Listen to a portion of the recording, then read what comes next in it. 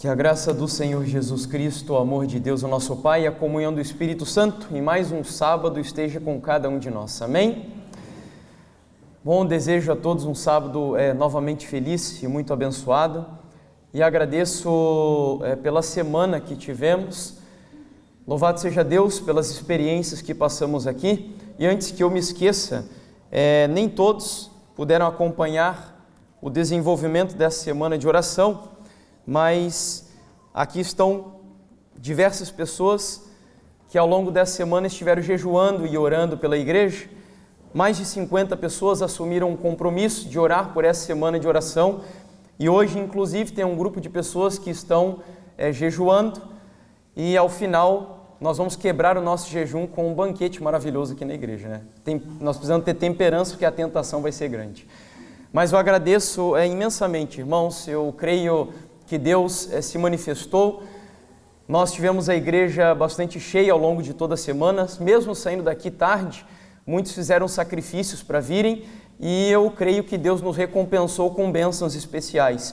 Como tenho dito, algumas pessoas fizeram contato particular, falando das transformações que já passaram e estão passando ao longo dessa trajetória durante a semana, e a semana não termina por aqui.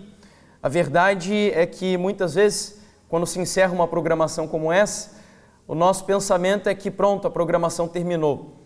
Mas terminar ou não, como eu sempre digo, vai depender das suas decisões daqui para frente. Essa semana de oração não pode terminar por aqui. Aqui na Terra as coisas terminam, mas o nosso crescimento espiritual precisa continuar até que Jesus volte nas nuvens dos céus. Portanto, não deixe que essa semana de oração seja concluída por aqui. Nós precisamos entender que isso tudo foi apenas um pontapé inicial para as experiências mais profundas da nossa vida a partir de agora. E eu agradeço de coração, eu vou sentir assim saudades da igreja de Espinho. Eu fiquei assim muito emocionado ao ver o culto e todas as experiências, a liturgia daqui é algo realmente marcante. Foi muito bom. Me senti até próximo da minha própria igreja, que é uma igreja muito parecida com a de vocês. É um povo muito acolhedor e realmente eu agradeço de coração.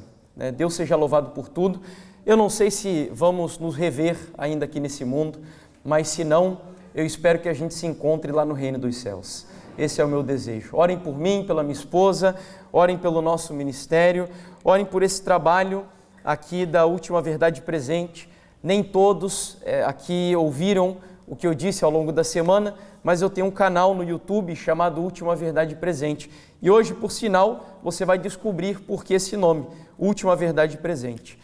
Então, se você puder ajudar divulgando os materiais, os vídeos, tem bastante conteúdo ali, eu peço por gentileza que você se inscreva e espalhe os conteúdos do canal e das outras páginas também. Mas enfim, queridos, eu quero aproveitar o máximo possível do tempo, estudando a mensagem dessa manhã, que será a conclusão da nossa semana de oração. O tema se chama Verdade Presente.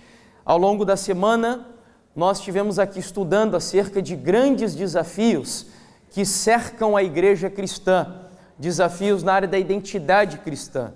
E a partir de quinta-feira, nós já descobrimos um pouco da nossa identidade e ontem aprofundamos um pouquinho mais sobre os desafios, especificamente no meio do povo adventista do sétimo dia.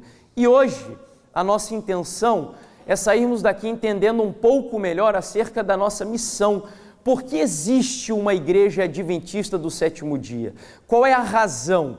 Existem hoje, não sei quantos sabem, mais de 30, alguns dizem até 40 mil denominações cristãs espalhadas ao redor do mundo. E a pergunta é, por que mais uma igreja? Qual é o motivo da existência da igreja adventista? Quem veio ao longo da semana pôde entender um pouco da identidade e hoje nós vamos falar acerca da missão. E eu quero convidar você a mais uma vez ficar de pé, fechar os seus olhos para falarmos com o Senhor antes de abrirmos a sua santa palavra. Soberano e querido Pai eterno, nós agradecemos a Ti pela alegria de podermos mais um sábado estar na Tua casa de oração e abrimos esse livro que é compilado, que é feito, desenvolvido, publicado com materiais comuns utilizados na publicação de tantos outros livros ao redor do mundo. Esse livro é feito de papel e tinta, mas o conteúdo dele, diferente de todos os outros, é um conteúdo poderoso. É um conteúdo poderoso porque ele não apenas contém a tua palavra, mas esse livro é a própria palavra de Deus. E ao manejá-lo, eu preciso da direção do teu Santo Espírito, porque eu sou um pecador, sou falho, e eu posso usá-lo de forma incorreta, dar a ele aplicações equivocadas. E por essa razão eu quero pedir, Senhor, que eu seja nesse momento esvaziado de tudo aquilo que for mundano, terreno, carnal, passageiro, e preenchido com todas as graças do reino dos céus, a saber, com o teu Espírito Santo, com as promessas eternas, com a bênção especial do Senhor Jesus e principalmente com a humildade que vem do nosso Senhor e Salvador Jesus Cristo. Que nessa manhã a intenção deste servo não seja sair daqui, Senhor, elogiado pela igreja, mas que o Senhor Jesus seja exaltado nesse púlpito, que as pessoas saiam daqui glorificando o teu santo e bendito nome, e que os nossos corações sejam profundamente aquecidos mais uma vez e impactados, e que nós sintamos aquele ardor, a ardência que só o teu Espírito é capaz de fazer na nossa vida. Essa é a minha e a nossa oração. Seja mais uma vez o nosso Deus e o nosso pastor, em nome de Jesus. Amém, Senhor.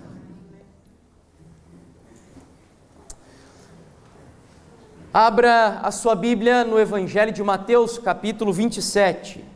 Mateus 27, versos 11 até o versículo 14. Jesus estava em pé ante o governador, e este o interrogou, dizendo: És tu o rei dos judeus? Respondeu-lhe Jesus: Tu o dizes. E sendo acusado pelos principais sacerdotes e pelos anciãos, nada respondeu. Então lhe perguntou Pilatos: Não ouves quantas acusações te fazem? Jesus não respondeu nenhuma palavra, vindo com isto admirar-se grandemente o governador. Vamos agora ao verso 19.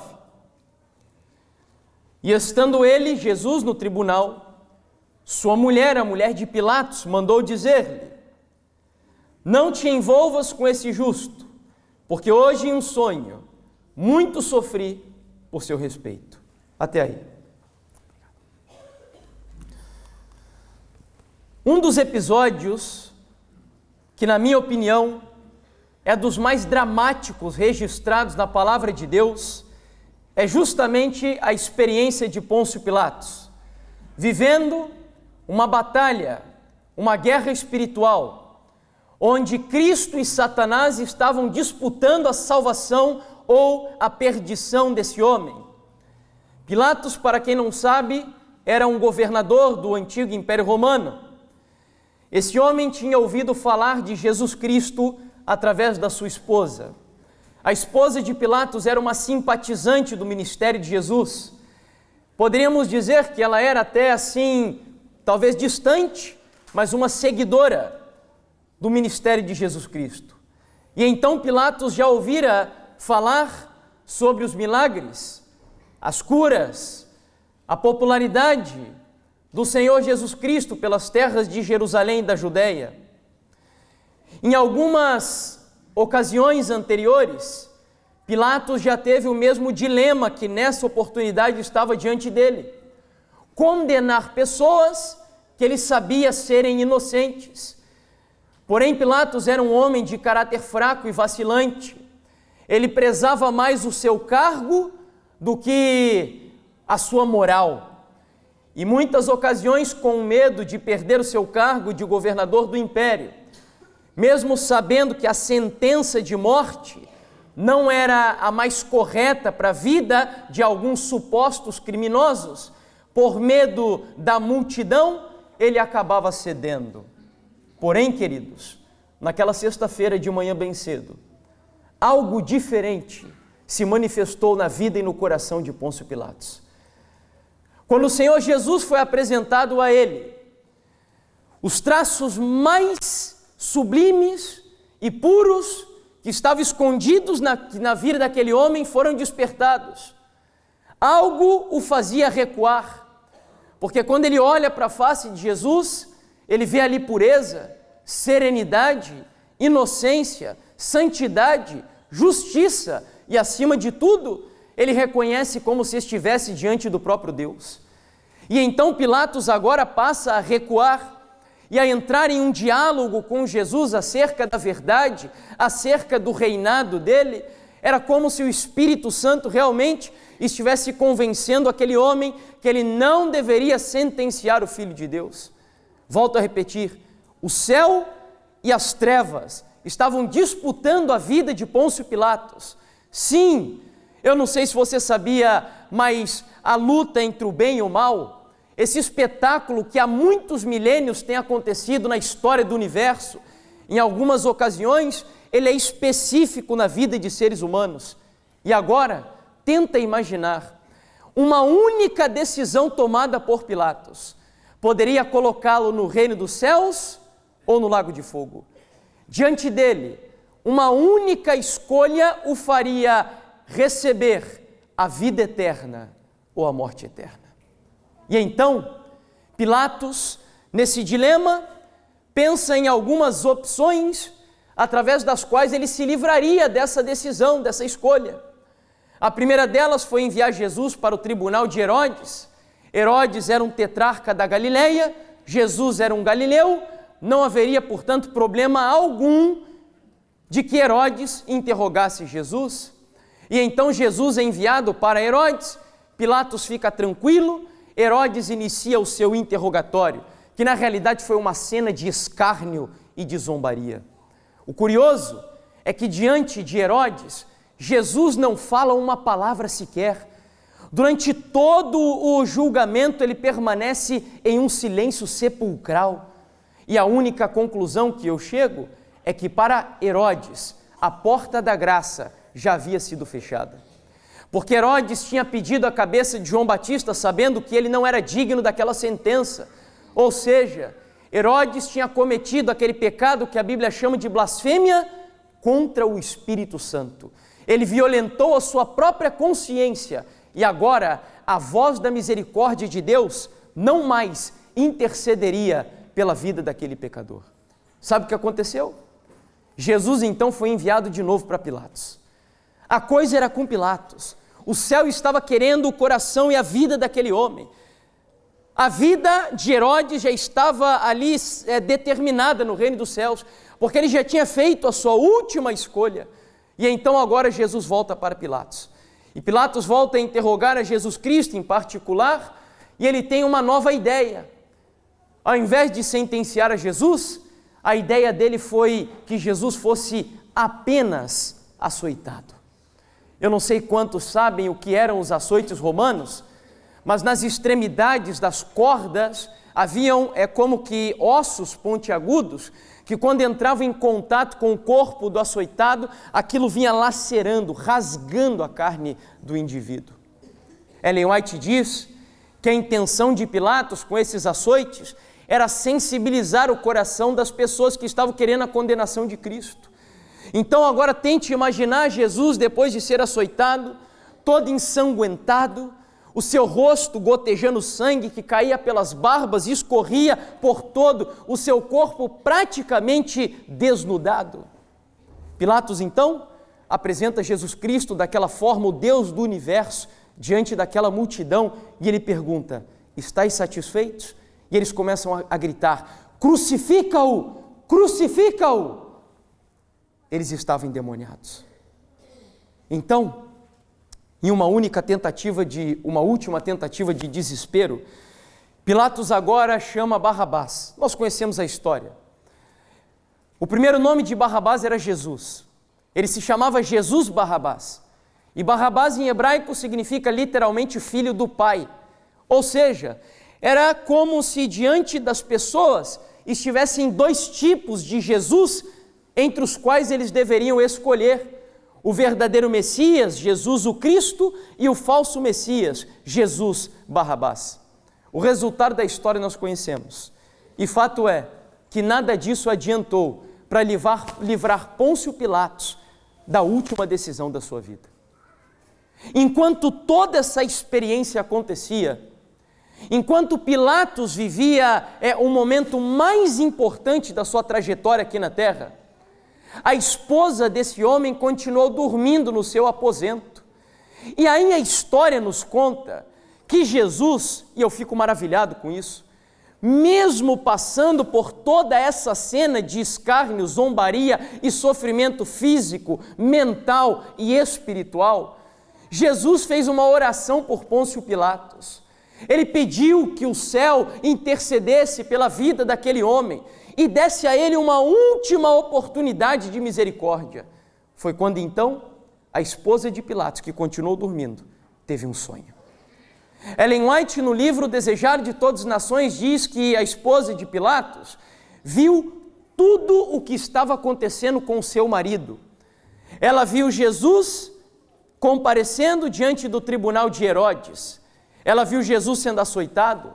Ela viu Jesus sendo oferecido como objeto de opção entre ele e um outro malfeitor. Ela viu ainda Jesus voltando nos céus pela segunda vez e o seu marido condenado entre os ímpios. E por fim, ela viu Pilatos praticando aquele ato que ficaria imortalizado por um provérbio popular em alguns lugares do mundo até os dias de hoje: eu lavo as minhas mãos. Essa mulher viu tudo. E então, de repente, ela desperta em um grito de desespero e chama um mensageiro enviando uma carta para o seu marido. E o Evangelho de Mateus, capítulo 27, verso 19, descreve essa cena dizendo o seguinte: e estando ele, Pilatos, no tribunal, sua mulher mandou dizer-lhe: não te envolvas com esse justo, porque hoje, em um sonho, muito sofri por seu respeito.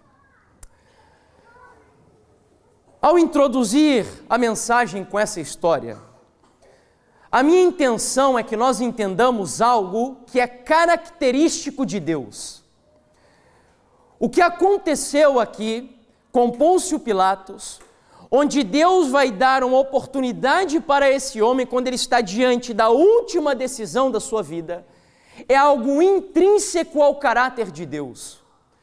Todas as vezes que Deus vê que o mundo, que uma nação, que um continente, ou mesmo um indivíduo está a ponto de tomar a última decisão da sua vida, Ele nunca permite que isso aconteça sem antes lhes enviar uma última mensagem de misericórdia. Foi o que aconteceu aqui com Pôncio Pilatos. Deus nunca permite que as pessoas cheguem aos momentos mais áureos e importantes da sua vida, sem antes lhes dar uma última oportunidade, ou lhes enviar, volto a repetir, uma última mensagem de advertência e de misericórdia. Na Bíblia, essas mensagens especiais de Deus recebem um nome que algumas pessoas pensam ser atribuído apenas pela Igreja Adventista do Sétimo Dia. Mas a verdade é que esse nome é bíblico. E, por exemplo, o apóstolo Pedro, na sua segunda carta, no capítulo 1, versículo 12, ele diz assim: por isso, não deixarei de exortar-vos sempre acerca destas coisas, ainda que bem as saibais e estejais confirmados na verdade o quê? Verdade presente. Portanto, as mensagens especiais que Deus envia para cada época, para cada nação, para cada país e para cada indivíduo, na Bíblia são chamadas de verdade presente. A verdade presente para Pôncio Pilatos era muito simples, objetiva e direta. Esse homem não precisava ouvir falar sobre reforma de saúde. Pilatos não precisava ouvir dizer, por exemplo, sobre o sábado. Pilatos estava diante da decisão mais sagrada da sua vida e a mensagem para ele era curta, objetiva e clara: não se meta com esse justo. Em outras palavras, ele é o seu Salvador e se você condená-lo, você se perderá por toda a eternidade. Verdade presente, como o próprio termo sugere, é a verdade mais importante para que momento da história? Eu não ouvi. Verdade presente é a verdade mais importante para quando? Para hoje. Eu não estou subestimando a inteligência de vocês. É só para a gente dialogar um pouquinho aqui nesse nosso estudo. Verdade presente é a verdade mais importante para agora, para a época em que nós estamos vivendo. Na Bíblia, por exemplo, você encontra outros conceitos de verdade que não são exatamente verdade presente. Por exemplo, em Apocalipse, capítulo 14, verso 6, nós encontramos ali um evangelho que é chamado de evangelho o quê? Eterno. Ou seja, diferente da verdade presente, que ela só é válida para hoje, o evangelho eterno foi importante no passado, é importante agora e continuará sendo importante por toda a eternidade. Por isso ele é eterno. A verdade presente não. A verdade presente é uma mensagem que Deus envia para agora, especificamente para o tempo que eu e você estamos vivendo. No meio adventista, talvez uma das pessoas que mais discorreu acerca da verdade presente é Ellen White. E eu queria apenas destacar 2 textos de muitos outros que ela escreve sobre esse assunto. O primeiro deles, em uma meditação matinal chamada Nos Lugares Celestiais, onde ela diz assim: diligentemente, desinteressadamente, devemos proclamar a última mensagem de misericórdia nas cidades, nos caminhos e valados. Todas as classes devem ser alcançadas. Ao trabalharmos, havemos de deparar nacionalidades diversas. Nenhuma delas deve ser passada por alto sem que seja advertida. E ali agora está a citação, a frase que é o meu motivo de viver e desenvolver o meu ministério, onde ela diz assim: o mundo todo está à espera de ouvir a mensagem da verdade presente. Que texto sensacional! Não! As pessoas não estão esperando para ouvir mensagens existencialistas. Elas não estão esperando para ouvir mensagens de teologia da prosperidade, não é isso que o mundo está esperando para ouvir. O mundo está esperando para ouvir uma mensagem que lhes apresente a solução para os seus problemas emocionais, sentimentais, físicos, espirituais, financeiros e por aí vai. Uma mensagem completa de salvação para a vida dos seres humanos. E aqui o texto diz claramente que por onde quer que passarmos, nós devemos anunciar a verdade mais importante para o tempo que nós vivemos. Ela ainda, no livro Primeiros Escritos, vai dizer o seguinte: há muitas verdades preciosas contidas na palavra de Deus, mas é a verdade o quê? Presente que o rebanho necessita quando? Olha que interessante. Quantas verdades importantes tem na Bíblia? Quantas? Muitas.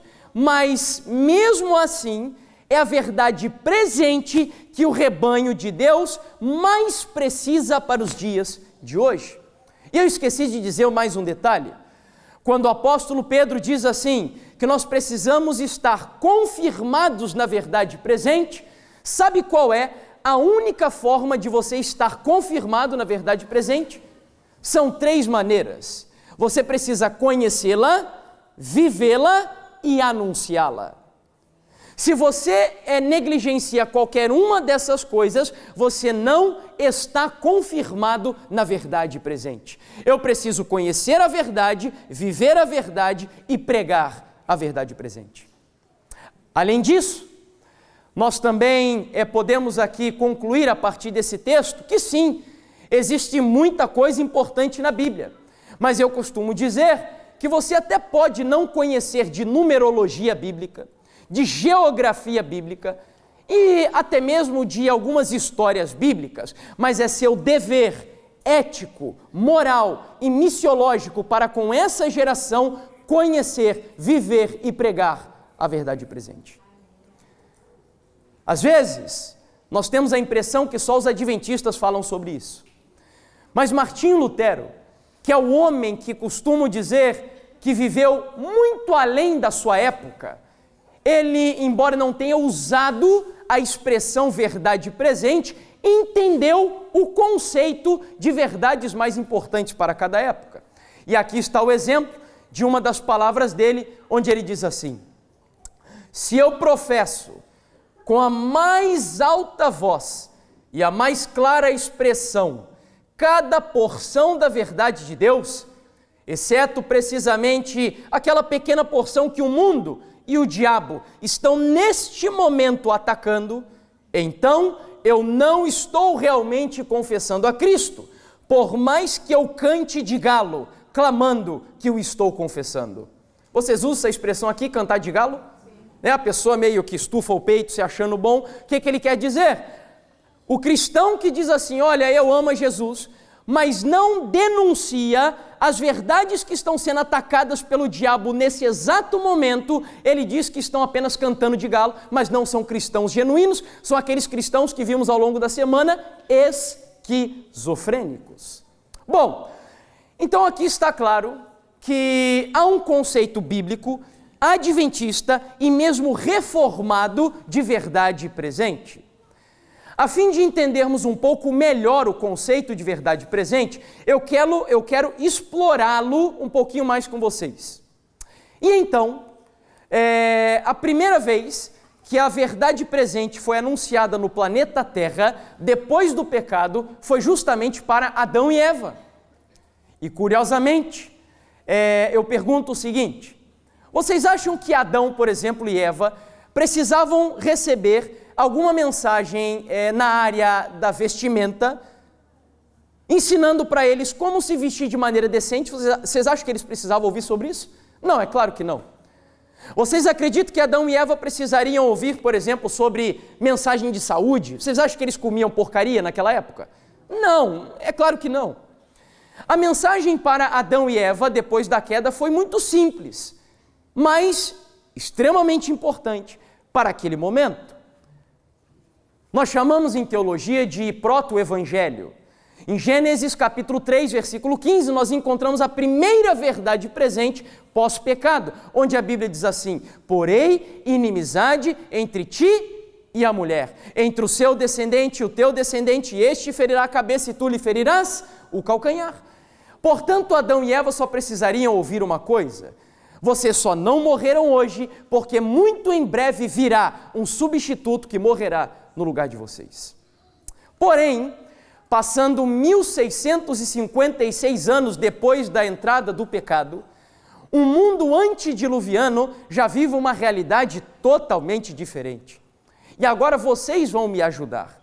Qual foi a verdade mais importante que Noé precisou pregar durante 120 anos? Que mensagem foi essa? A mensagem do dilúvio. Portanto, nós concluímos que, diferente da época de Adão, a verdade presente do período de Noé já era absurdamente outra. Isso nos mostra que Deus envia mensagens específicas para cada época da história. Avançando um pouquinho mais, já depois do dilúvio, nós temos os setitas, e entre os setitas está Abraão. E agora Deus vai chamar Abraão e vai lhe dar uma outra verdade presente, que por sinal ele repete várias vezes para Abraão. Quem lembra que verdade presente é essa? Que Deus faria dele uma grande o quê? Uma grande nação. É a verdade mais importante para Abraão. 430 anos depois de Abraão, nós chegamos ao período de Moisés, e agora a família de Abraão, que saiu de Ur dos Caldeus com 1000 membros, já era muito grande, cerca de 2 milhões de pessoas. Porém, para que eles se tornassem uma grande nação, faltava o que para eles? Eles já eram um povo muito grande, mas para eles serem uma nação, faltava o quê? Um território, um país, exatamente. Então a verdade presente na época de Moisés é a seguinte: olha, vocês serão libertos da terra do Egito e eu lhes levarei para uma terra que mana leite e mel. Esses dois últimos personagens desse bloco são os que mais assim me ajudam a entender como a verdade presente é específica para cada período. Por exemplo, nós temos aqui Jeremias e Esdras. A verdade mais importante anunciada na época de Jeremias era para o povo ir para a Babilônia. Deus repetiu várias vezes isso através dele dizendo, não resistam ao rei Nabucodonosor, não se unam com os egípcios, não busquem aliança com os pagãos, porque Nabucodonosor é o meu servo e vocês serão levados por 70 anos cativos para a Babilônia. Ou seja, a verdade presente aqui era, vá para onde? Para a Babilônia. 70 anos depois, mais ou menos, na época de Esdras, a mensagem já era assim, totalmente, diametralmente oposta. Enquanto Jeremias dizia, vá para a Babilônia, Esdras dizia, volte para onde? Para Jerusalém, ou seja, saia de Babilônia. E aí nós poderíamos percorrer muitas outras épocas aqui, períodos da história do povo de Deus, e nós vamos descobrir que em cada época Deus enviou uma mensagem conhecida como verdade presente. João Batista anunciava o reino de Deus na primeira vinda de Jesus. E esse cara aqui, qual foi a mensagem mais importante que Lutero pregou durante a Idade Média, enfrentando ali as dificuldades espirituais de uma igreja que dominava praticamente aqui o continente europeu? Qual foi a mensagem mais importante que Lutero pregou? Justificação pela fé. E eu pergunto, era importante que naquele período Deus levantasse um povo pregando especificamente essa mensagem? Sim ou não? É claro. Porque a igreja cristã que predominava aqui na Europa ensinava o povo a se salvarem pelas obras. Existem alguns relatos, só para vocês terem ideia, de um católico chamado Frederico, que era eleitor da Saxônia e que, por sinal, se tornou muito amigo de Lutero. Esse cara tinha reunida em um determinado lugar cerca de 20 mil relíquias católicas que o povo peregrinava e até pagava para ver e tocar nessas relíquias. Ao longo de todo o continente europeu ocidental, você encontrava coisas do tipo leite do seio de Maria, pena do anjo Gabriel, pena da asa da pomba do Espírito Santo quando Jesus esteve sendo batizado. E por aí vai, era cada coisa assim esdrúxula e absurda, que as pessoas eram enganadas e ensinadas a peregrinarem para tocar e ver essas coisas, a fim de serem salvas e receberem o perdão dos pecados. Existe um filósofo daquela época chamado Erasmo de Roterdã, que ele chega a caçoar de um fato interessante, dizendo assim: haviam tantos pedaços da cruz de Cristo espalhados pela Europa, que se todos os pedaços fossem reunidos, seria possível construir novamente a Arca de Noé. O Martinho Lutero, que também era muito sarcástico nas suas palavras, chegou a dizer que tinham tantos ossos dos discípulos espalhados por aqui, que só na Espanha você era capaz de encontrar 15 dos 12 apóstolos de Jesus. Ou seja, as pessoas eram muito enganadas e acreditavam nisso, porque naquela época eles não tinham acesso às escrituras como temos hoje. Então imagine que bálsamo foi para aquelas pessoas que viviam no continente europeu, sobre a jurisdição de uma igreja que os escravizava e impedia que adorassem a Deus segundo a sua liberdade de consciência. Imagine que bálsamo um homem chegar e dizer para todo aquele povo medieval assim: olha, vocês não precisam ir para Roma, vocês não precisam pagar indulgência, vocês não precisam peregrinar e tampouco olhar para relíquia nenhuma, porque a salvação é um dom gratuito de Deus. Imagina que coisa maravilhosa.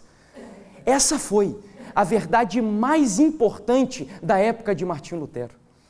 Poderia citar outras aqui, mas finalmente nós chegamos na época de Guilherme Miller. E qual foi a mensagem mais importante em 1844 que muitas pessoas anunciaram naquela época? Que mensagem foi? A segunda vinda de Jesus Cristo. E agora, depois de passarmos por alguns períodos da história, nós chegamos aonde nos interessa, que é o período que a Bíblia chama de tempo do fim. Ou seja, esse hiato de tempo que nos separa entre finalmente a vinda de Jesus e a promessa que nós aguardamos de um novo céu e uma nova terra. Todos nós que estamos aqui hoje estamos inseridos nesse espaço de tempo. O espaço de tempo que nos separa de 1844 e a vinda do Senhor Jesus Cristo. Nós estamos ali. E a pergunta é a seguinte: qual é, portanto, a verdade mais importante para essa época da história que a Bíblia chama de tempo do fim e que, por sinal, preparará o mundo para a segunda vinda do Senhor Jesus Cristo? Que mensagem seria essa? Antes de apresentar, eu quero dizer a vocês que esse gráfico nos ajuda a entender algumas coisas muito importantes. Porque tem pessoas que até conhecem algo a respeito da mensagem que nós pregamos e, por exemplo, questionam assim: olha, por que eu que vivo aqui nessa época sou aconselhado a deixar de comer carne, por exemplo, a ter uma dieta vegetariana, se Abraão, que viveu nesse período aqui, comeu carne? E de fato comeu. Mas isso nos ajuda a entender que o que Deus pede para algumas épocas, não necessariamente Ele pede para outras. E existem razões para isso. Eu vou dizer uma delas aqui para vocês. Hoje, vamos mudar aqui a coisa. Vocês acham que a carne da época, da nossa época, ela é tão pura quanto aquela que era comercializada na época de Abraão? Vocês acham que na época de Abraão, por exemplo, usava-se antibióticos, hormônios, para fazerem os animais produzirem mais? Vocês acham que isso acontecia? É claro que não. Ou seja, e Ellen White é clara sobre isso, porque os animais estão doentes e enfermos, cheios de tumores cancerígenos, nós somos aconselhados a não fazer uso da carne também. Esse é um dos motivos nessa época. Então, esse gráfico, essas verdades presentes, nos ajudam a compreender que o que Deus pede para nós, não necessariamente Ele pediu para outros lá atrás. E quer saber de mais um detalhe? Eu não sei se você prestou atenção no detalhe aí. Nós somos a geração que estamos vivendo mais perto do que qualquer outra da segunda vinda de Jesus. E o que Deus quer fazer? Ele quer preparar você, que inclusive pode ir para o céu sem experimentar a morte. Ele já quer habituar você com o estilo de vida do reino dos céus. Entendeu? Desde Guilherme Miller até hoje, a verdade presente é a mesma. É a mesma, não mudou. E aí você talvez esteja se perguntando por quê? Você já vai entender. E é por isso que eu digo que nessa época nós não temos apenas a verdade presente, mas nós temos a última verdade presente, porque não existe nenhuma outra verdade presente depois da época que nós vivemos. A pergunta então é a seguinte: que mensagem seria essa? Vamos tentar descobrir. E para isso eu vou precisar da ajuda de vocês. Nós vamos precisar resgatar aqui uma profecia de Daniel, que possivelmente o pastor Paulo Cordeiro vai até tratar com vocês aqui aos domingos. E é a profecia do capítulo 7. Ali, inclusive, já tem as respostas. Então, só quero que a gente dialogue aqui para acelerar um pouco esse relato. Daniel viu 4 animais, segundo a Bíblia. Nós sabemos que cada um desses 4 animais que surgiram no meio dos povos, representavam um reino. O primeiro deles era um leão, com asas de ave, que representava qual império? Vamos lá, me ajudem. O segundo animal era um urso com 3 costelas na boca, que representava qual nação? A Pérsia ou a Medopérsia. O terceiro era um leopardo, que representava qual império? A Grécia. E finalmente um animal terrível, que representa quem? Roma. Aí estão os 4 impérios, que vocês aqui conhecem muito bem, né? E então a profecia não para por ali.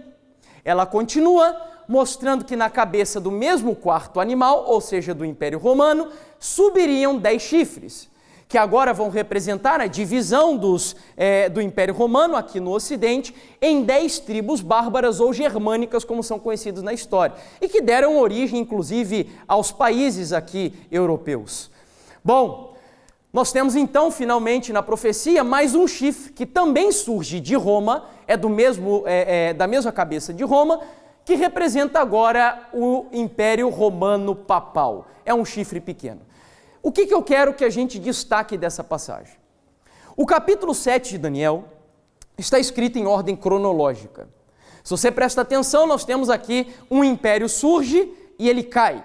Um outro surge imediatamente e cai, e assim sucessivamente. Por exemplo, Babilônia cai em 538, os persas passam a dominar em 538 e caem em 331, e então, até 1798, nós temos Deus contando a história que ele conhece do fim desde o princípio. E deixa eu abrir um parênteses aqui. Sabe qual é a razão de estudar profecia? Tem pessoas que pensam que os adventistas gostam de estudar profecia porque gostam de alarmar o mundo, de aterrorizar as pessoas e etc. Não, esse não é o motivo pelo qual estudamos profecias. São dois. Primeiro, os adventistas estudam profecias porque o que nós mais amamos e mais esperamos é a vinda do Senhor Jesus Cristo. E quando nós estudamos profecias, o nosso coração se aquece e a nossa esperança ela é acesa ao saber quão pertinho nós estamos de ver o cumprimento dessa promessa. Segunda razão, nós estudamos profecias porque quando as estudamos e vemos um Deus que conhece toda a história e que inclusive conduz a história de forma soberana, eu aprendo a confiar em Deus de tal maneira que eu entendo que se Ele é poderoso para conduzir a história, Ele também é poderoso para guiar e conduzir a minha vida. Entendido? Então, se alguém perguntar para vocês por que vocês estudam tanto profecia, pode dar essa resposta. Enfim, o nosso período para por aqui. Agora, preste atenção no seguinte. Como que Daniel 7 está redigido? Babilônia, versículo 4. Pérsia, versículo 5. Grécia, versículo 6. Roma, verso 7. Roma dividida e papal, verso 8. De tal forma que esse ponto de interrogação aqui vai estar no versículo 9. Então, onde eu quero chegar? Que depois de 1798, no verso 9, nós vamos descobrir o que aconteceu na cronologia da história profética. Sem esquecer, nós estamos em busca do que aqui mesmo? O que a gente está buscando na Bíblia? Descobrir o quê? A verdade presente, que é o que nos interessa, não se esqueça disso. Então vamos lá, Daniel 7, versículo 9. Nós vamos então seguir na cronologia da profecia. Eu continuei olhando, até que foram postos uns tronos. Preste muita atenção nos trechos destacados em amarelo. E um ancião de dia se assentou. A sua veste era branca como a neve, e o cabelo da cabeça como pura lã. Seu trono eram chamas de fogo e suas rodas de fogo ardente. Um rio de fogo manava e saía de diante dele. Milhares de milhares o serviam e milhões de milhões assistiam diante dele. Assentou-se o quê? O juízo e abriram-se os... Interessante, então vamos lá. Primeiro de tudo, a Bíblia está dizendo que em algum momento depois de 1798, quando Napoleão Bonaparte, vocês sabem toda a história, eu nem vou ficar me detendo muito nisso, mas depois de 1798, então, em algum momento da história foi armado no céu uma cena de quê? Juízo. Livros foram abertos, tronos foram colocados e um julgamento estava a ponto de começar. Ele só pôde começar, e aí a gente vai seguir no capítulo 7, versículo 13 e 14. Para esse julgamento começar, no verso 13, nos diz o que deveria acontecer. Eu estava olhando nas minhas visões da noite, e eis que vinha nas nuvens do céu, um como filho de quem? Do homem. Quem que é o filho do homem? Jesus, e dirigiu-se ao ancião de dias e o fizeram chegar até ele. Quem é o ancião de dias? Deus o Pai. E finalmente, e foi-lhe dado o domínio e a honra e o reino para que todos os povos, nações e línguas o servissem. O seu domínio é um domínio eterno que não passará e o seu reino tal que não será destruído. Então, depois que o cenário do juízo foi armado, ele só pôde começar quando Jesus sobe em uma nuvem. Eu costumo dizer que a nuvem é o carro do céu, e então ele sobe nessa nuvem e ele é levado até a presença do Pai. Isso significa que ele não estava ali? Então Jesus é conduzido até a presença do Pai para dar início ao julgamento. Por que razão? Segundo a Bíblia, quem é que julga? Deus o Pai ou o Senhor Jesus Cristo? Jesus Cristo é quem julga. Sabe por que Deus preside o juízo? Segundo Ellen White, no livro O Grande Conflito, capítulo 28, ela diz que Deus preside o juízo, mas quem julga de fato os réus é Jesus Cristo. Por que razão? Porque foi Ele quem passou pelo que nós passamos aqui na terra, então ele conhece as nossas dores, o sofrimento e o poder necessário que necessitamos para então vencer o pecado na nossa vida. Seguindo então, nós já descobrimos algumas coisas interessantes aqui. A partir de 1798, nós temos então uma cena de julgamento armada no céu. Jesus sai de um lugar, vai para o outro lugar, para então dar início ao julgamento. Em que lugar isso tudo aconteceu?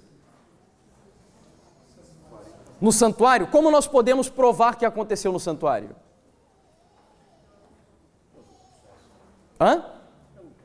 Pelo processo. Mas aqui está falando algo de santuário, aqui em Daniel? Não. Qual é o livro que complementa verdades que Daniel não conseguiu aprofundar? Que livro é? Apocalipse. Então o que nós vamos fazer agora?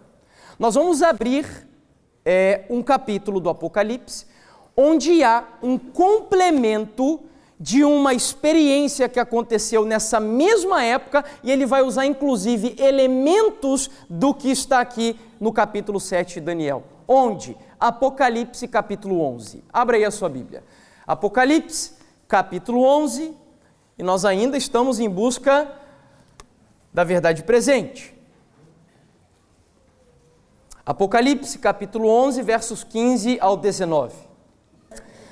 Diz assim o texto, muita atenção. E o sétimo anjo tocou a sua trombeta, e houve no céu grandes vozes que diziam: os reinos do mundo vieram a ser de nosso Senhor e do seu Cristo, e ele reinará para quando? Para todo o sempre. Pergunto, aqui em Daniel 7 falava de um reino imortal também, que Jesus recebeu, sim ou não? Sim, está aqui, ó. Daniel 7, versículo 14, diz que Jesus recebeu um reino que não seria destruído, ou seja, duraria para sempre. Vamos seguir, versículo 16 agora. E os 24 anciãos que estão assentados em seus tronos diante de Deus, prostraram-se sobre os seus rostos e adoraram a Deus, dizendo, até aí por enquanto. Aqui em Daniel 7 tinha trono também, sim ou não? Estão aqui os tronos, ó. Olha lá, aqui estão os tronos. A diferença é que Apocalipse dá um número que Daniel não deu. Enquanto Daniel disse foram postos uns tronos, João diz ali a quantidade. Quantos tronos foram? 24 tronos. É lógico que esse número é simbólico também, mas ele apresenta a simbologia ali. Vamos seguir o texto? Para que foram armados esses tronos? Aí vamos lá para o versículo 18 para descobrir. Iraram-se as nações, e veio a tua ira, e o tempo dos mortos para que sejam o quê, queridos? Julgados. Olha só, está falando da mesma coisa. Aqui também tem trono, aqui Jesus recebeu um reino, e aqui também houve um julgamento, como resultado do trono. A diferença é que aqui, a Bíblia diz ainda com quem começou o julgamento. Com quem foi que começou? Que grupo de pessoas? Os mortos começaram a ser julgados. Mas ainda não obtivemos a resposta que nos interessa. Onde diz que tudo isso aconteceu no santuário? É só você baixar o seu olhinho lá no versículo 19 e você vai então descobrir que o texto diz assim: e abriu-se no céu o templo de Deus, e a arca da sua aliança foi vista no seu templo, e houve relâmpagos, e vozes, e trovões, e terremotos, e grande saraivada. Amém? Onde isso tudo aconteceu então? Em que lugar? Não só no santuário, em qual compartimento? No Santíssimo. Como nós sabemos que foi no Santíssimo? Por causa da Arca da Aliança. Então a gente já tem um cenário aqui muito bem construído. Tá, mas o que tudo isso tem a ver com verdade presente? Primeiro, coisas que talvez não sejam muita novidade para alguns. É impossível um adventista interpretar a Bíblia corretamente, e inclusive o mundo que nós vivemos, se não for sob as lentes do santuário, do juiz investigativo e de Jesus no lugar santíssimo. Essa é a primeira verdade presente que a gente tem que ter clara aqui.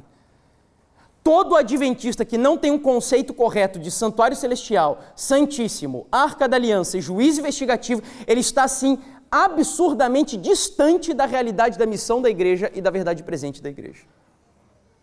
Só que eu quero ir um pouquinho mais a fundo.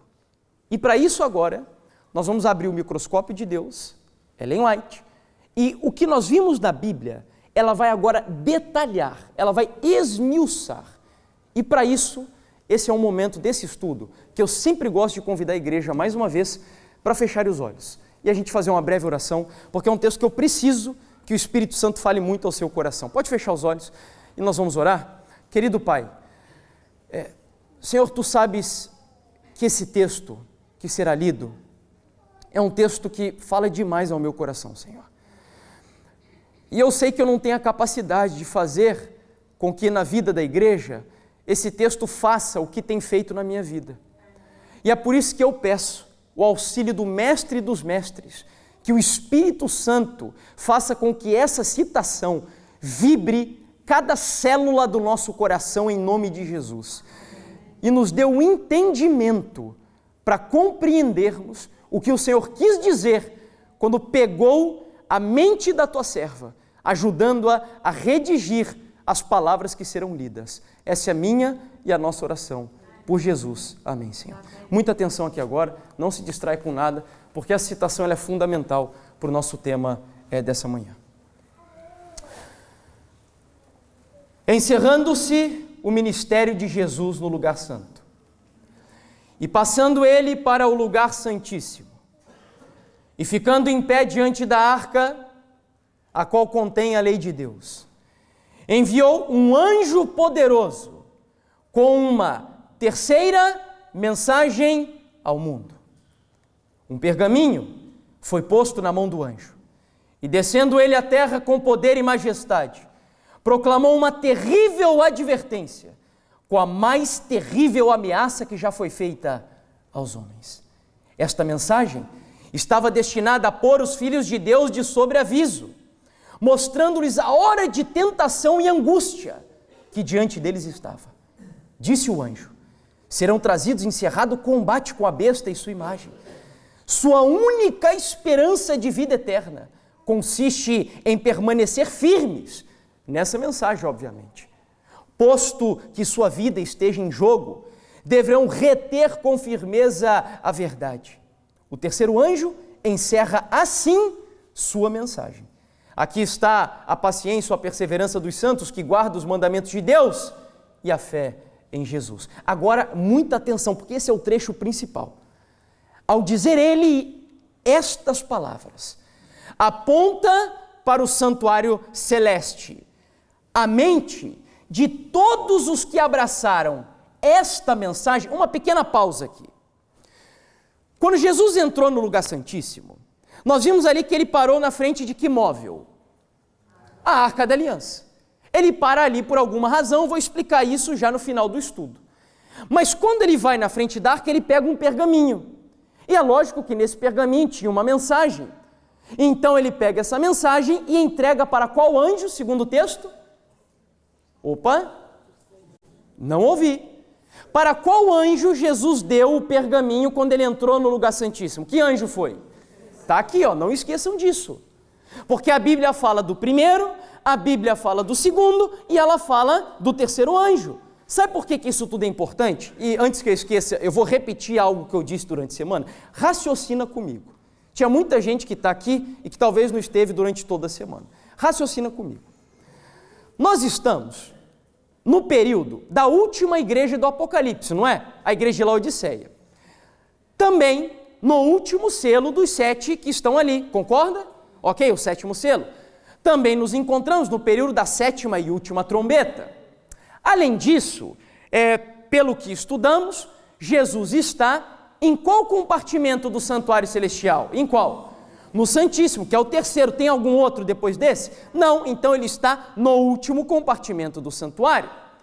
Além disso, nós vimos que existem 3 Elias. E dos 3 Elias na Bíblia, qual é o Elias que Deus levantou para essa época? O terceiro Elias. E finalmente, hoje nós acabamos de ver que das 3 mensagens angélicas de Apocalipse 14, nós estamos na época de qual mensagem? Da terceira mensagem. Sabe o que isso tudo significa? Volto a repetir o que eu disse durante a semana, que muito provavelmente nós sejamos a última geração que viveu no planeta Terra, porque a qualquer momento Jesus pode voltar nas nuvens dos céus. E isso vai depender de algumas coisinhas que eu vou comentar na conclusão desse estudo. Portanto, Jesus entra ali, ele entrega o pergaminho e aí ela diz o seguinte, a mente, olha a questão da mente, aí a gente vai conectando os estudos, por isso que eu falei da mente ontem. Por que o diabo quer a tua mente? Por que ele quer escravizar a tua mente, tornando você uma pessoa depressiva física e espiritual? Porque ele sabe que a mente de um adventista hoje precisa estar em que lugar, segundo essa frase ali? No Santíssimo. Porque ela diz que a mente de todos os que abraçaram esta mensagem, qual mensagem? Vamos lá então, que mensagem é? Do terceiro anjo. Quem abraça a mensagem do terceiro anjo, abraçar significa aprender, viver e pregar a mensagem. Todas as pessoas que vivem a mensagem do terceiro anjo, a mente delas entra com Jesus lá no lugar santíssimo. E o que o diabo quer fazer? Sabe qual é? Eu vou te contar um segredo. Sabe qual é a única maneira do diabo derrotar um adventista? Sabe qual é? Tirar a sua mente do lugar santíssimo. E é por isso que ele quer escravizar a sua mente. E aí ele usa artifícios para isso. As avenidas da alma, a alimentação, o que você assiste. Porque a única maneira do diabo acessar a sua mente é através dessas avenidas, que estão conectadas com regiões específicas do nosso cérebro.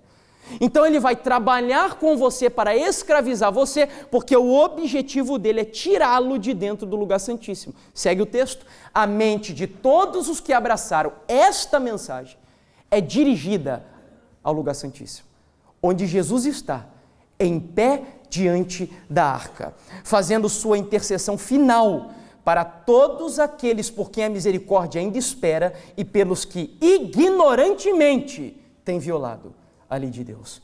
Uau! Eu li esse texto e de verdade que ele me faz pensar muito. Se ainda não ficou claro, eu vou desenhar aqui para a gente. O texto diz que Jesus esteve até 1844 no lugar santo. A partir de 1844 ele entra no lugar santíssimo. Quando ele entra nesse compartimento do santuário, Ellen White e a Bíblia mostram que ele para na frente da Arca da Aliança. Você já vai entender por quê. À frente da arca, ele pega um pergaminho e coloca na mão de que anjo mesmo, que eu já me esqueci aqui? Do terceiro anjo, e diz a ele: anjo, voe até o planeta Terra e envie para os habitantes do mundo a última mensagem de misericórdia. É a última verdade presente. E então, o texto continua dizendo que todas as pessoas aqui do nosso globo terrestre que abraçam a mensagem do terceiro anjo, a mente deles cruza a abóbada celestial, penetra os portais da Nova Jerusalém, entra lá no santuário e vai para dentro do lugar santíssimo onde o Senhor Jesus Cristo está. É isso que o texto mostra. E aí, eu preciso dizer algo, que há citações, ou melhor, antes de apresentar a citação para vocês, eu preciso fazer essa questão. Segundo, então, o que acabamos de ver, qual é a mensagem, que eu poderia até dar esse título para esse tema, a mensagem do lugar santíssimo. Qual é a mensagem do lugar santíssimo? Vocês acabaram de dizer qual foi o anjo que saiu do lugar santíssimo. O terceiro. Então, se alguém perguntar, todo adventista do sétimo dia, isso a gente deveria responder em coro. Assim como houve harmonia aqui no cântico tão bonito das crianças, dos jovens, adolescentes, primários, etc. A resposta de um adventista, quando questionado sobre qual é a verdade presente, deveria soar como um coro harmônico na igreja. E qual deveria ser a nossa resposta? A verdade presente para o nosso tempo hoje é a mensagem de qual anjo? Do terceiro anjo. Mas então a dos outros anjos não são importantes? Você já vai entender o que significa dizer que a verdade presente hoje é a mensagem do terceiro anjo. Ela resume tudo. Inclusive, existem textos bíblicos que eu levaria a minha vida inteira para tentar entendê-los e eu não entenderia. E um deles é esse daqui.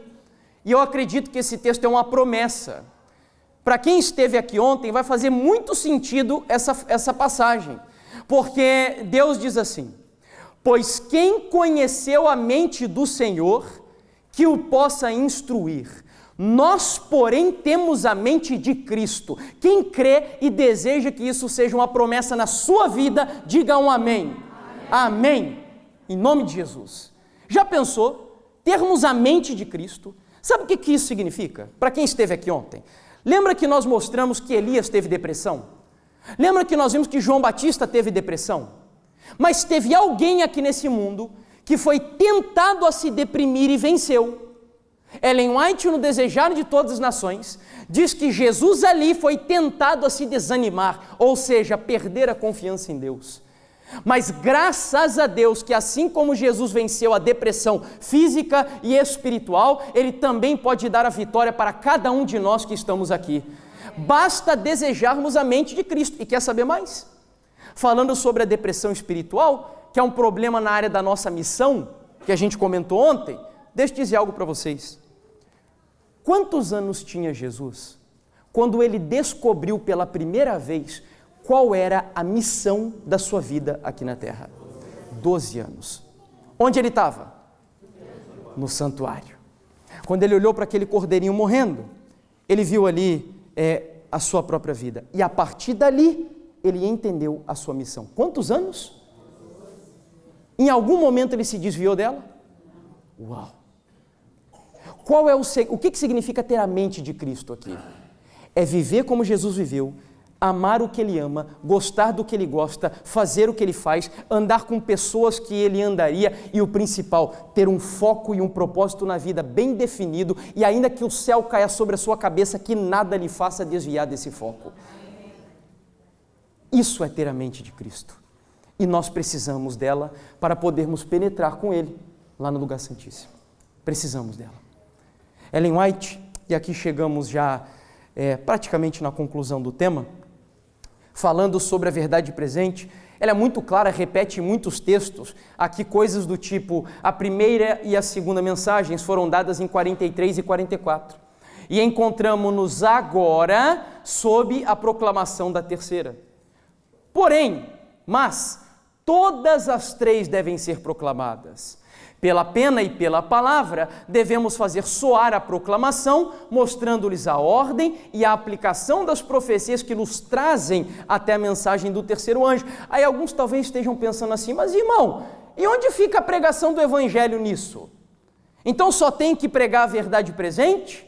Olha lá. Conselho sobre Saúde, página 554. A terceira mensagem angélica é a mensagem do quê, irmãos? Do evangelho. Para quando? Olha que mensagem completa. Que mensagem completa, você encontra nela tudo. E, em caso algum, deve ela ser obscurecida por outros interesses e dar a ideia de uma ponderação desnecessária. Agora, olha que pancada. Em nossas instituições, quando qualquer coisa é colocada acima da mensagem do terceiro anjo, o evangelho não é aí o grande poder que lidera. Deixa eu te explicar uma coisa. Hospitais adventistas, escolas adventistas, igrejas adventistas, canais adventistas, clínicas adventistas, e se você é um adventista, empresário e mesmo funcionário, a razão de existir dessa igreja e desse povo é uma só: anunciar ao mundo a verdade presente. A gente só existe para isso.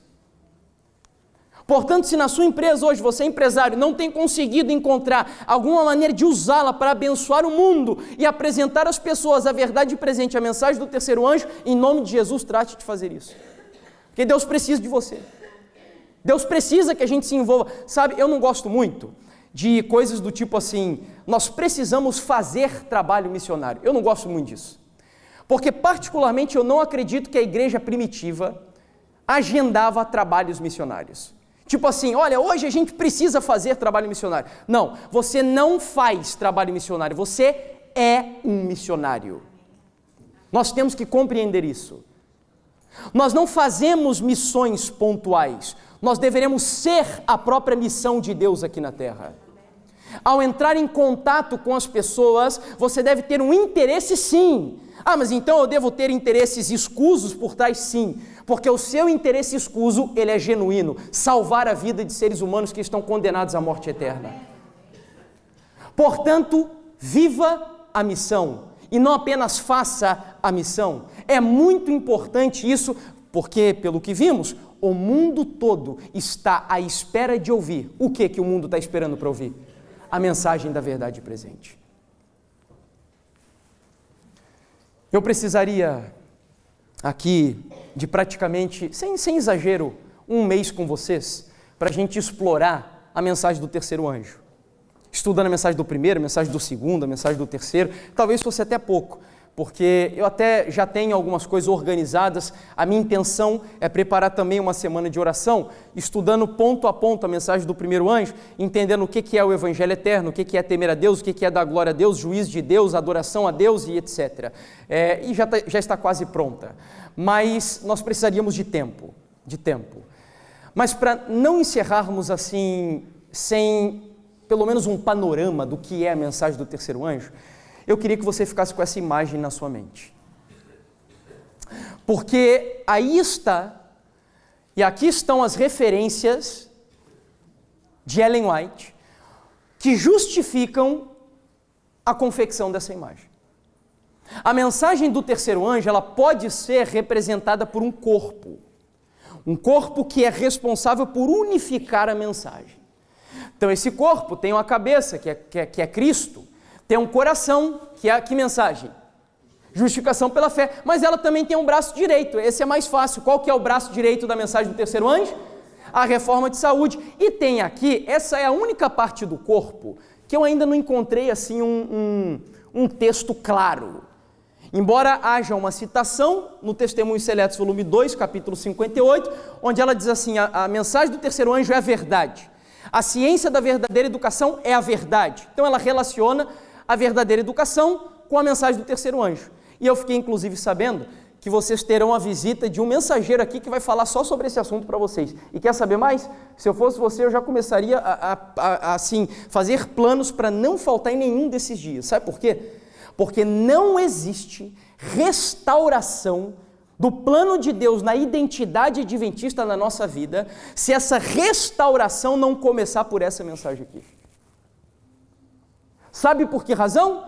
Porque todos nós que aqui estamos, ou a maioria, sofremos do que Ellen White chama de falsa educação. Muito embora aqui o país de vocês seja um país excelente na área de educação, mas ainda assim, os métodos de educações convencionais que se usam hoje não são aqueles que Deus orientou na sua palavra. E aí você vai descobrir o que é a verdadeira educação. Mas enfim, foi apenas um parênteses. Bom, sabe o que essa mensagem me ajuda a entender? Essa imagem? Queridos, se nós compreendêssemos que a mensagem do terceiro anjo, ela é isso tudo que está aí, quantos fanatismos e liberalismos evitaríamos dentro da igreja? Vou citar um exemplo.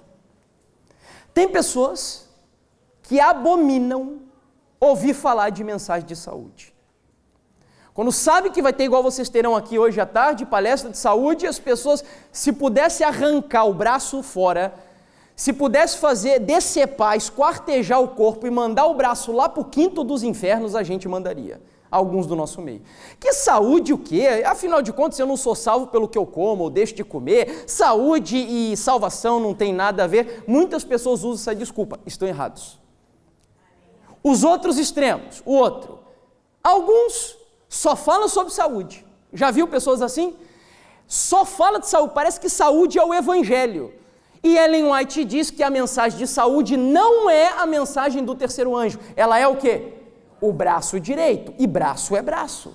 É importante, muito importante. Tenta arrancar o teu braço fora e viver sem braço, para você ver como é difícil. Então, a mensagem de saúde é fundamental. Porém, não é toda a mensagem. Pessoas que usam lá púlpito para pregar de saúde, falar de saúde, mas não levam as pessoas para o objetivo maior, que é Cristo, não adiantou de nada. Outros só falam sobre profecia. É besta para um lado, chifre para o outro, e não sei o que e tal, e só profecia, e sai aterrorizando todo mundo. Aí tem outros que já abominam a profecia. Não, é melhor estudar sobre o cordeiro do que a besta. Eu vou parecer mais com o cordeiro do que a besta, então é melhor não estudar sobre a besta. Fanatismo. Porque quando eu vejo isso daqui, olha a beleza dessa mensagem. Olha o equilíbrio que existe nela. Nós precisamos desse corpo inteiro e completo para, em nome de Jesus, concluir a nossa missão. E aí, lembra que eu dei ênfase em um detalhe? Quando Jesus entrou no Santíssimo, ele parou na frente do que mesmo? De que móvel ele parou?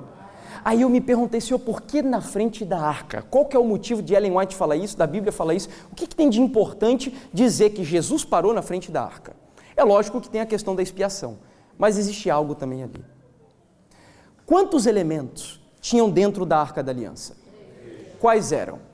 Vocês estão craque nisso, né? Maná, a vara de Arão e as tábuas da lei. Vocês falaram até na ordem que eu queria. Agora preste atenção. É lógico que isso provavelmente não aconteceu, mas tenta imaginar a cena.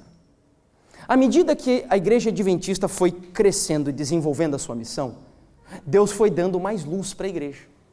Então, no ano de 1863, eu imagino Jesus na frente da arca, abrindo o propiciatório, pegando o maná de lá de dentro, entregando na mão do terceiro anjo e dizendo assim: olha, voe agora ao planeta Terra e entregue para o meu povo essa mensagem, que é o maná para eles. Qual que é o maná da igreja adventista do sétimo dia? A mensagem de saúde.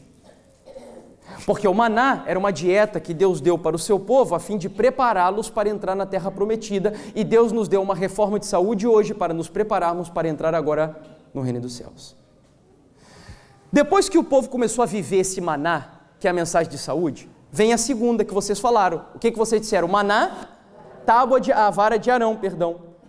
A vara na Bíblia, na maioria das vezes, era usada para quê? Para correção, para repreender, para conduzir, disciplinar. Isso tudo nos lembra do quê? Educação. Sabe o que aconteceu? Em 1872, Deus deu uma visão para Ellen White. Ela inclusive pregou essa visão. Quem nunca leu, primeiro capítulo do livro Fundamentos da Educação Cristã. É uma visão que Ellen White teve sobre educação. Ela pregou nos púlpitos do tabernáculo de Battle Creek a mensagem que Deus havia dado no ano de 1872. Ou seja, 1863, mensagem de saúde, o maná. 1872, a vara de Arão, verdadeira educação. Faltava o que agora? As tábuas da lei, a última coisa. E aí talvez você esteja pensando: poxa, como que nós adventistas, a última coisa que a gente entendeu foi a lei? Quer que eu explique? É o seguinte: Ellen White diz que os adventistas do sétimo dia, até o ano de 1888, falavam tanto sobre a lei, até ficarem tão secos como os montes de Gilboa, que não recebiam o orvalho e nem a chuva por vários anos. Ou seja, os adventistas eram muito orgulhosos. Se criam guardadores da lei, porque nós somos bons, a gente vai para debate. Isso é verdade com os evangélicos e não tem quem ganhe da gente em debate nenhum. Nós somos os caras, a igreja. O que Deus fez em 1888? Em Minneapolis, Assembleia Geral, Wagner e Jones. E ele dá a mensagem de justificação pela fé através desses jovens, para mostrar à igreja o equilíbrio entre o quê? Lei e graça, fé e obras. A igreja não tinha equilíbrio, era uma igreja desequilibrada. Então ele usa a vida desses dois jovens, infelizmente naquela época, os dois grandes opositores da mensagem, que foi o Ryan Smith e o outro, o Butler, que era, se eu não me engano, presidente da igreja naquela época, houveram outros também, foi muito difícil. Eles rejeitaram a mensagem. Existem relatos que chegam a dizer que quando Wagner e Jones chegaram na Assembleia, tinha um quadro negro na parede, escrito ali: aqueles que creem que a lei em Gálatas é a lei cerimonial. E do outro lado, aqueles que acreditam que a lei em Gálatas é a lei dos 10 mandamentos. E ali do lado direito estava assinado só o Wagner e Jones, e desse lado estava uma lista imensa de teólogos da igreja. Era um clima de oposição, de polarização terrível. Terrível. Houve a rejeição da mensagem. Nós ainda estamos aí mais ou menos tentando entendê-la. Hoje eu diria que a gente já está meio cambaleando para o outro lado, da graça libertina, é aquela coisa do faça qualquer coisa que você quiser e quando Jesus vier ele vai completar, e não é bem assim. Mas enfim, está aí a mensagem. E aí a pergunta que fica para nós é a seguinte: se nós temos tudo isso, uma mensagem tão completa, por que Jesus ainda não voltou?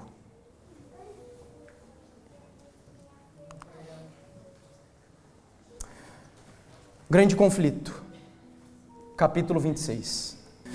Se todos os que trabalharam unidos na obra em 1844 tivessem recebido a mensagem de quem? Do terceiro anjo, proclamando no poder do Espírito Santo, o Senhor teria poderosamente operado por seus esforços. Caudais de luz ter-se-iam derramados sobre o mundo. Haveria anos que os habitantes da terra teriam sido avisados.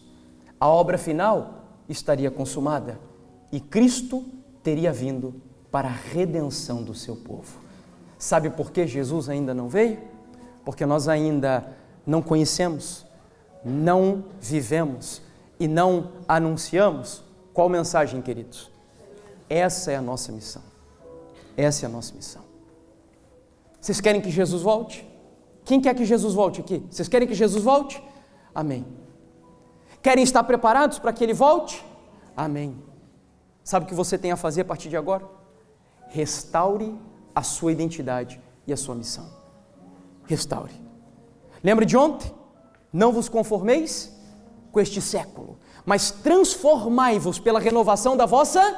É claro, sabe qual é o desafio? Saia dessa semana aqui, e se tiver que quebrar o teu computador, se tiver que vender o teu videogame, não sei, se você quiser consagrar a sua mente a Deus, e você ainda não consegue dominar essas coisas que estão escravizando a sua mente, arranca o olho fora. Arranca o olho fora. Não vale a pena substituir e trocar o céu por coisas banais como aquelas que temos aqui nesse mundo. Pessoas que às vezes ficam lá num dilema com a reforma de saúde e tal, viva. É lógico que é um progresso, tem pessoas que estão mais avançadas, outras que estão mais atrasadas, mas queridos, a gente não pode ficar a vida inteira se batendo com café. Não podemos. Nós temos que avançar. Nós precisamos avançar, porque Jesus está voltando. E Ele, de maneira misericordiosa, eu acredito, está esperando você. Eu não sei até quando, mas Ele está esperando você. E Ele quer voltar. Só que o mundo precisa ouvir e ver pessoas que vivam essa mensagem. Olha, hoje, em uma época onde há tantas dificuldades na área da família e etc., o que Deus quer? Que os mundanos olhem para vossas casas e vossos lares e tenham inveja, em outras, entre aspas, vendo assim, poxa, eles vivem tão bem, eles passam pelos problemas da vida de forma tão encorajadora, mesmo com dificuldade eu vejo assim esperança, ânimo no semblante deles. Então o que as pessoas elas vão desejar? Eu quero conhecer o que esse povo conhece, eu quero viver o que eles vivem. Lá na antiga Roma foi assim. Como que o povo de Deus cresceu na antiga Roma? Quando eles iam para o Coliseu para serem mastigados pelas feras, esse povo ia cheio de fé e coragem. E aí tinha momentos onde as feras saíam famintas, e quando olhava para um cristão, se ajoelhava como um cachorrinho no pé deles. E o povo, o Coliseu lotado, começou a se converter. Porque eles viam que fazer parte do povo de Deus, da igreja de Deus, era algo muito melhor. E infelizmente hoje, nós temos muitas vezes envergonhado o nome de Deus, pelo nosso estilo de vida. Então, queridos, nessa semana, o meu propósito aqui, o título da semana foi Identidade Cristã e os seus desafios na pós-modernidade. Em nome de Jesus, se motive para viver o cristianismo e o adventismo pleno na sua vida a partir de hoje. Para que os seus vizinhos, só de passar na frente da sua casa assim, só de passar, eles sintam que ali existe uma áurea, porque Deus habita dentro da sua casa. Sabia que a Bíblia diz que a sombra dos discípulos curavam as pessoas? Você acha que os discípulos eram, assim, uma espécie de seres humanos diferente de nós? Não, só que a experiência deles era mais profunda. E Deus quer hoje que a sua sombra volte a curar, que as suas vestes voltem a curar, que você leve esperança e cura para a vida das pessoas. Então, para a gente finalizar, eu pedi, especialmente, que uma mensagem musical fosse preparada, especialmente para aqueles que levantaram as mãos, quando eu perguntei, vocês querem que Jesus volte e querem estar preparados para essa vinda? E todos aqueles que levantaram as mãos, eu preciso que vocês reflitam nas palavras desse louvor, e ao final, eu vou fazer uma proposta para vocês. Não sei quem vai apresentar a mensagem musical, pode vir por gentileza. Reflita profundamente nas palavras dessa música.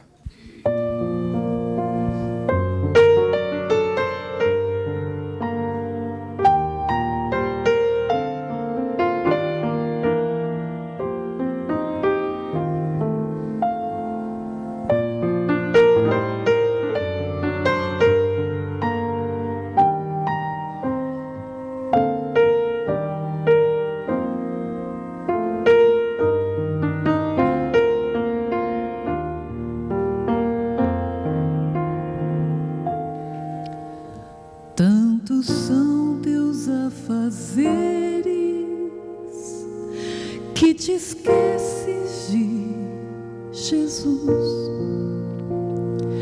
desprezas o estudo e a oração. Oh, estarias pronto e repleto de emoção se tu hoje te encontrasses com Jesus.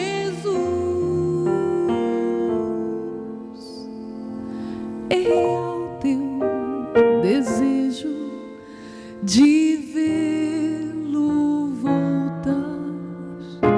Tu anseias por teu Salvador.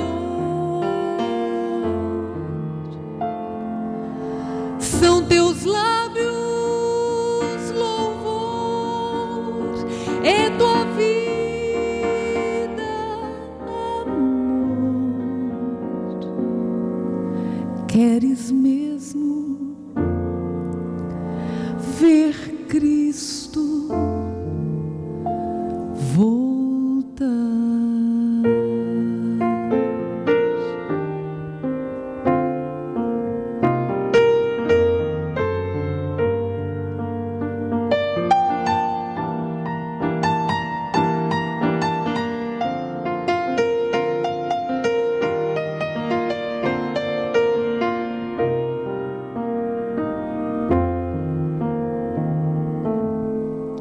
Se Jesus viesse hoje, qual seria o teu sentir? Talvez tu procurasses se esconder devido a algum pecado que não queres submeter. Que horror com os ímpios perecer. É real teu desejo de vê-lo voltar. Tu anseias por teu Salvador. São teus lábios louvor, é tua vida amor. Queres mesmo ver Cristo voltar?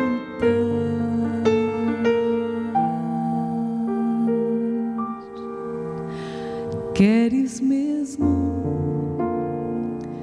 ver Cristo voltar?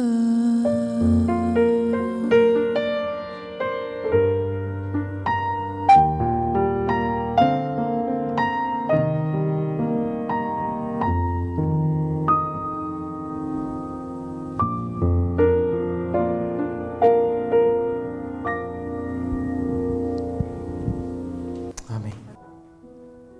Pai querido, recebe essas orações, Senhor, porque nesse momento nós estamos orando em nome de Jesus. Nós não estamos pedindo ao Senhor nenhum bem material, nada para satisfazer o nosso ego, mas para nos aprofundarmos em uma vida de intimidade e comunhão maior com o Senhor. E é por isso que eu te peço, Pai, sem medo, que o Senhor escancare, que o Senhor abra as janelas e as portas dos céus e derrame uma bênção especial sobre a vida destes filhos do Senhor que tomaram uma decisão de buscarem uma vida mais íntima contigo aqui nesse momento. Pai, que os dias de estudos destes teus filhos sejam dias recompensados com o batismo do Espírito Santo, que ao abrirem as páginas da Bíblia e dos escritos de Ellen White, que eles sejam visitados pelos anjos mais poderosos dos céus, e que o inimigo, a partir de agora, não tenha mais a capacidade de fazer com que eles se tornem uma pedra de tropeço no meio desse mundo, mas que, ao contrário, que eles sejam uma bênção dentro do lar, uma bênção na vizinhança, uma bênção na igreja e, por que não, uma bênção para o mundo contemporâneo que vivemos. Que dessa igreja, Pai, nesse continente, que hoje tem sido um desafio para a pregação do Teu Evangelho, pelo secularismo que aqui há, pelo ateísmo que aqui existe e pela formalidade que predomina em muitos países e igrejas, que o Senhor levante, Pai, da igreja de Espinho, homens e mulheres que sejam reformadores e reavivalistas, que nessa época sejam vasos poderosos usados em Tuas mãos para reavivar as igrejas desse país e desse continente e prepararem o mundo para a breve volta do Senhor Jesus.